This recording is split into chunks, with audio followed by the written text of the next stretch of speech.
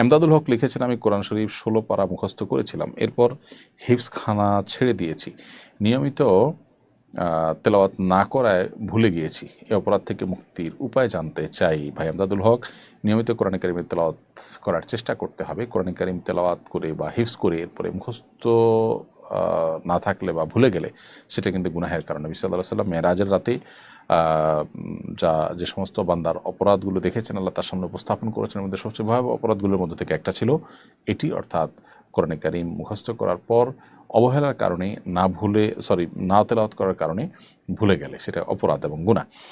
অতএব আপনি এখন নিয়মিত তেলাওয়াত করে সেটা উদ্ধারের জন্য আপ্রাণ চেষ্টা চালান, এবং যদি আপনি তেলাওয়াত অব্যাহত রাখেন, অবহেলা না করেন, তাহলে সেক্ষেত্রে ভুলে গেলে আশা করা যায় আল্লাহ তাআলার কাছে আপনি গুনাহগার হবেন না। তবে যদি পুনরায় আর উদ্ধার করা সম্ভব না হয়, তাহলে সেক্ষেত্রে ভুলে যাওয়া পারাগুলোকে পুনরায় মুখস্থ করার চেষ্টাটা আপনার করা দরকার। চেষ্টাটা করলে আশা করা যায় আল্লাহ তাআলা মাফ করবেন।